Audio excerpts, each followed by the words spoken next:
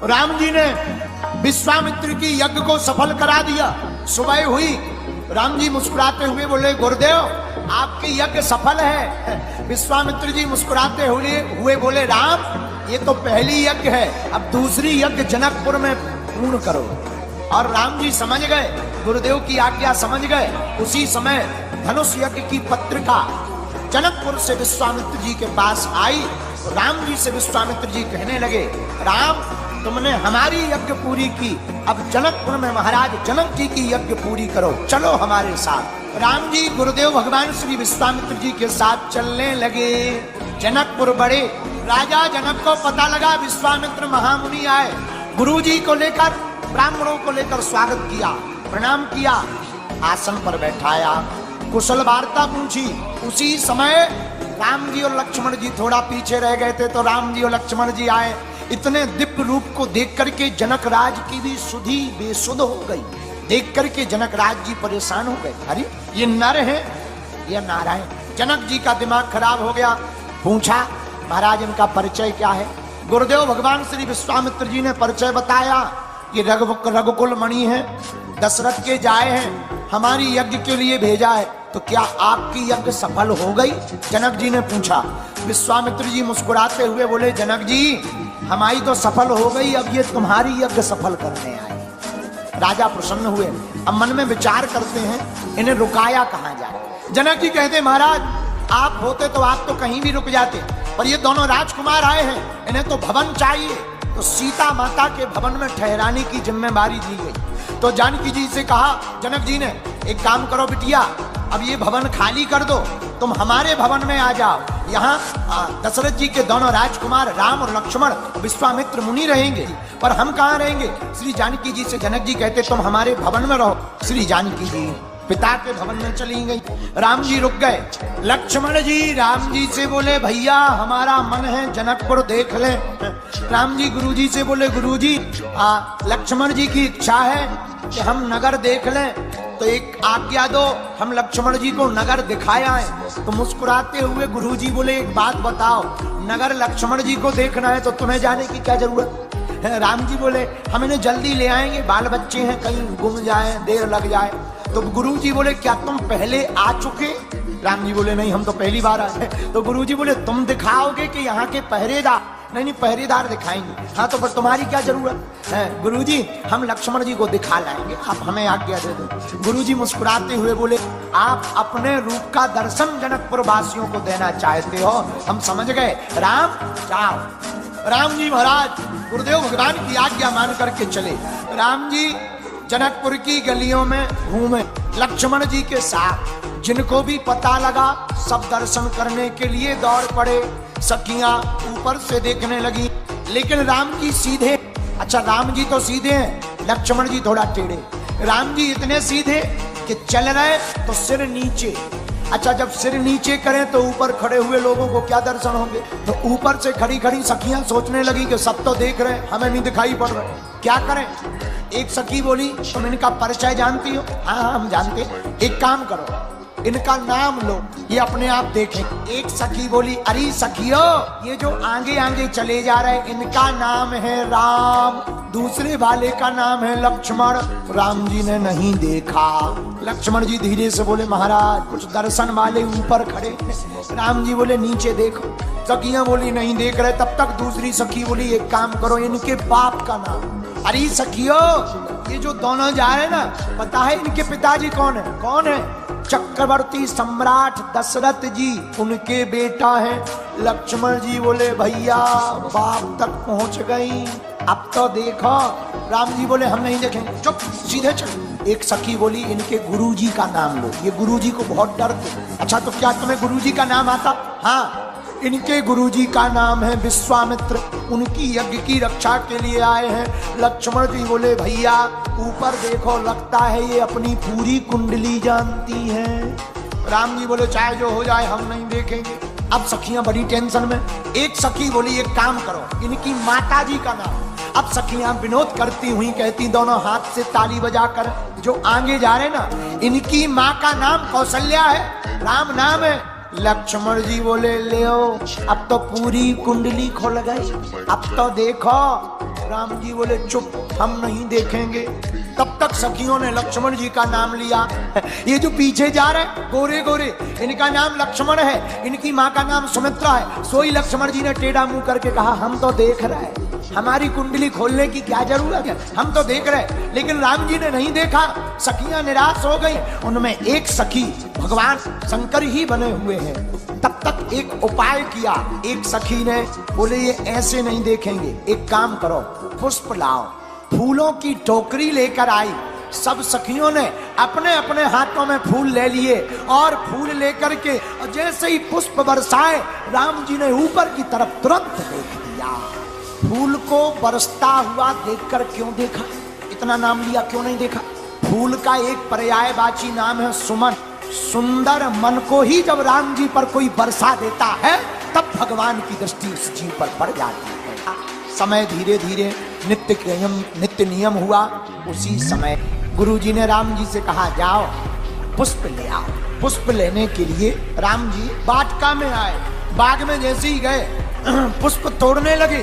श्री सियाजू जानकी जी उसी बाग में गौरी पूजन के लिए आई थी सखियों के साथ। एक सखी सीताजू को छोड़ करके बाग देखने के लिए आई। उसने दोनों भाइयों को देखा तो सुध-बुध खो बैठी। दौड़ी दौड़ी सियाजू के पास आई। क्या हुआ, इतनी हाँफ क्यों रही हो? श्री जानकी जी ने पूछा तो सखी कहती है आपको पता है जो कल नगर में आए हुए थे, जिन्होंने पूरे नगर को मोहित कर लिया, वही दोनों भाई आज बगिया में आए हुए हैं। सियाजू कहती हमें देखना है। अच्छा चलो। राम जी ने कंकड़ नूपुर की धुनी सुनी, समझ गए श्री सियाजू आई हैं। वृक्ष की ओट में श्री जानकी जी किशोरी जी खड़ी हो गई। इस तरफ राम जी खड़े हो गए। एक बार राम जी ने देखा, श्री किशोरी जी ने एक बार देखा, और एक बार जैसे ही नजर मिली सोई हमारी किशोरी जी ने आंखें बंद कर ली। क्या बात? सखियों ने पूछा क्या शर्म लग गई? नहीं नहीं। फिर श्री किशोरी जी कहती हैं ये जो रूप माधुर्य है, इतना सुंदर प्यारा चेहरा है, हमने देखकर आंखें इसलिए बंद कर ली कि कुछ देर बाद ये तो चले जाएंगे, लेकिन इनका रूप माधुर्य हमारे आंखों से ना चला जाए, इसलिए अपने नैनों में बसा लिया। सखियां गईं लिवा करके। श्री सियाजू ने गौरी अम्बा का पूजन किया, प्रार्थना की, पुष्प लेकर के आए। दूसरा दिन हुआ। अब आगे आज धनुष यज्ञ का समय आ गया। सब देश देश के राजा धनुष यज्ञ में सम्मिलित हो रहे हैं। जनक के दरबार में तरह तरह के राजा धनुष तोड़ने के लिए आए हुए हैं। राम जी, लक्ष्मण जी, विश्वामित्र जी तीनों चले। राम जी बैठ गए। अब बंदी जनों ने घोषणा की सुनो सुनो सुनो सुनो सुनो, महाराज जनक के दरबार में आए हुए सभी राजाओं, यह जो यज्ञशाला के मध्य में बीच में धनुष रखा हुआ, ये कोई साधारण धनुष नहीं है, ये भगवान शंकर का दिया हुआ पिनाक नामक धनुष है। जो भी वीर, जो भी राजा इस धनुष को तोड़ेगा, आज टूटते ही उसका विवाह महाराज जनक की सुंदर सुकुमारी कन्या जानकी जी के साथ होगा। जैसे ही राजाओं ने प्रण सुना, सब राजा तिलमिला गए। अरे इतना छोटा धनुष अभी तोड़ देंगे। बहुतों ने उठाया, अरे टूटना तो दूर की बात, उठा नहीं पाए, दिल भर हिला नहीं पाए। राजा परेशान हो गए। अब जनक जी परेशान, धनुष उठ नहीं रहा, प्रतिज्ञा पूरी कैसे होगी, बेटी का विवाह किससे होगा। अब जनक जी की नजर बार बार राम जी पर जावे, पर राम जी खड़े ही नहीं हो रहे। अब राम जी खड़े कैसे होंगे? तो जनक जी हैं ज्ञानी, उन्होंने सोचा राम जी तो हैं पताका, पताका मतलब झंडा, लेकिन झंडा कब फहराता है? जब डंडा हो। जब तक डंडा खड़ा नहीं होता झंडा फहराता नहीं है। तो अगर राम जी झंडा है तो लक्ष्मण जी डंडा है। जनक जी ने विचार किया झंडा तभी उठेगा जब डंडा उठेगा, पर डंडा कैसे उठे? तो अब जनक जी ने थोड़ी उल्टी बातें शुरू की। हे देश देश के राजाओं, हमने देख लिया, हमने जो प्रण किया, देश देश के राजा हजारों की तादाद में आए हुए हैं, लेकिन आज हमने देख लिया पृथ्वी वीरों से खाली। अच्छा बात कह तो रहे राजाओं से, देख रहे लक्ष्मण जी की। लक्ष्मण जी की तरफ क्यों देख रहे? असर हो रहा कि नहीं? कहा कि आज के बाद कोई वीर अपने आप को ना कहना हमने देख लिया पृथ्वी वीरों से खाली है, आज के बाद कोई तीर नहीं है। लक्ष्मण जी की भौएं टेढ़ी हो गई। जनक जी बोले गोली ने काम कर दिया। धीरे से लक्ष्मण जी राम जी से बोले आपकी आज्ञा हो तो हम 2-4 प्रवचन दे ले। राम जी बोले नहीं नहीं नहीं, चुप बैठो, अपन को क्या लेना देना। लक्ष्मण जी बोले दरअसल ये तुम्हारी पढ़ाई के आदमी नहीं है, हमारी स्टोरी के आदमी है। और लक्ष्मण जी खड़े भय तो आदरणीय नहीं कहा, और जैसे ही खड़े भय और जनक जी की तरफ देखकर बोले हे राजा जनक, जब से हम आए हैं तरह तरह की बातें कर रहे कि कोई वीर नहीं है, कोई वीर नहीं है, वीर नहीं है। सुनो, किसी भी सभा में रघुवंशियों का एक छोटा सा बालक भी बैठा हो तब ये बात शोभा नहीं देती, और तुम्हारे सामने रघुवंशियों के कुल श्रोमणी सूर्य की तरह चमकने वाले प्रभु श्री राम रघुवीर विराजमान है। कौन कहता है वीर नहीं है? अरे रघुवीर है, तुम कहते वीर नहीं है। जहां लक्ष्मण जी बोले सोई जनक जी डरा गए। लक्ष्मण जी महाराज भौएं टेढ़ी करके कहते जनक जी आप उस धनुष की बात करते हो? अरे हमारे राम जी का अनुशासन मिल जाए, धनुष तो ठीक है, हम अभिमान में नहीं प्रभु के स्वभाव में कहते हैं धनुष तो छोड़ो, पूरे ब्रह्मांड को उठा करके ले जाए। और केवल ब्रह्मांड को उठा नहीं लेंगे, जिस प्रकार कच्चे घड़े को हाथी अपने पैर से मसल देता है, हम भी पूरे ब्रह्मांड को मसल देंगे। लक्ष्मण जी की बातें सुनी, सब डर गए, पृथ्वी कांप गई। लेकिन किशोरी जो श्री जानकी जी खुश हैं, भीतर ही भीतर बोली बा देवर जी गजब कर दिया, जानकी जी प्रसन्न है, बढ़िया किया देवर जी। अब राम जी ने सोचा ज्यादा गड़बड़ ना हो जाए, इशारा किया बैठ जाओ, कोई जोश नहीं, शांत बैठ गए लक्ष्मण जी। जब बैठ गए तो गुरु जी ने तुरंत कहा हे राम अब तुम उठो, जनक के मन के संदेह को मिटाओ, धनुष को तोड़ो। राम जी उठे, गुरुदेव को प्रणाम किया। राम जी बहुत सहज चक प्रणाम किया, गुरु जी को पुनः प्रणाम किया, धनुष को देखा।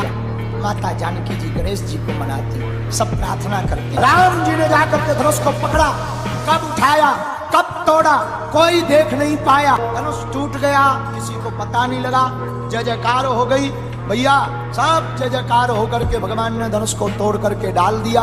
और वरमाला होती है, भगवान के गले में माला पहनाई जाती, सियाजू के गले में माला पहनाई जाती। वीडियो अच्छी लगी हो तो वीडियो को लाइक करें और चैनल को सब्सक्राइब करके बेल नोटिफिकेशन को ऑल पर सेट करना ना भूलें। जय श्री राम।